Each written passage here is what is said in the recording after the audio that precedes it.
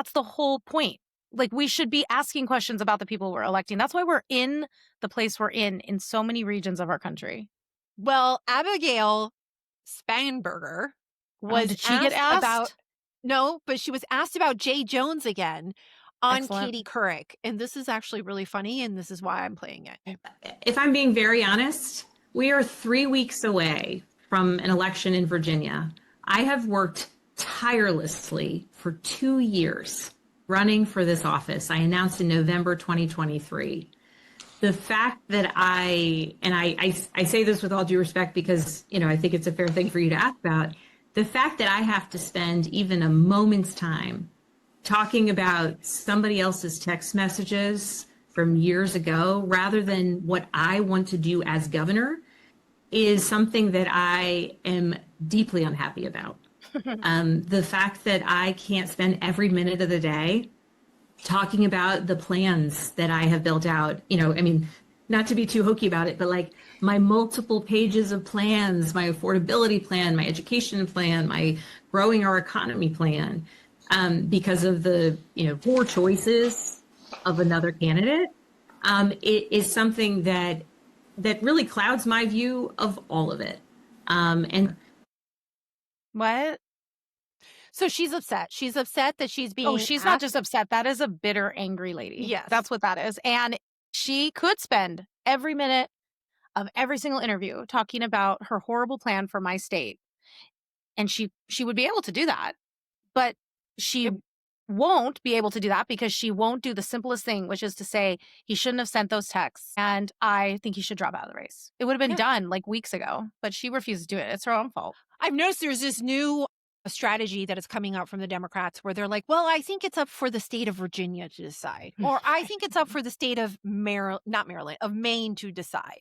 So now it's become like, we're not responsible. We're not going to overstep the right of the people to vote. Right. Or like, it's up to you guys to decide. I mean, I could tell you a lot of times that everybody had to talk about every Republican that did something pervy, and then it's a national conversation. But if it's a Democrat, then it's like, let it be up to the state decide. Well, exactly. The amount of times, especially recently, like when we're talking about the text messages and everything, that anytime any Republican of any level or even an influencer, anyone that has just the smallest bit of affiliation with conservatism or being a Republican does something wrong. It's a national discussion. Yes. And every Republican is asked by the media, do you denounce it? Do you denounce it? Nauseam. Over and over and over again. Yeah. But in this situation, it's just kind of like, let's not, I know you need to ask. It's okay that you have to ask, but I don't really want to talk about this. Or let the state decide. And it just blows my mind that, I don't know, 24 hours ago, if you used the wrong pronoun, you were immediately like not qualified if you acknowledge the fact that men can't be women. And now all of a sudden it's like, oh, you hate cops and you're a communist or a socialist sympathizer and you have a Nazi tattoo? Come on over. It's okay. Let's not be too upset about people's past. Well, That's and just honestly, ridiculous. As a person who pays attention to body language, I don't even think Katie Couric was satisfied with that answer. Even she was like, this is what politicians do. You're going to be working hand in hand with this guy. Of course, you're supposed to be answering these questions. And Katie Couric's like, then just answer the question already. You could be done. It's why I tell my kids when they're like avoiding doing something they don't want to do. I'm like, you want to know how much time we've wasted when you could have just done the thing and you'd be done with it? She should have done the thing, but she's lacks courage. And look, Jay Jones, the whole situation with Jay Jones, like it is not getting better at all.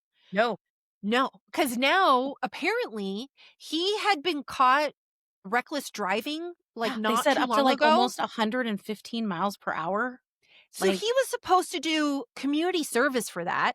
Yeah, didn't he do it in service of like a super PAC or something? His super PAC, his PAC. Okay, he was like, "Oh yeah, I'll do community service. I'll go and volunteer for myself and put that off as community service."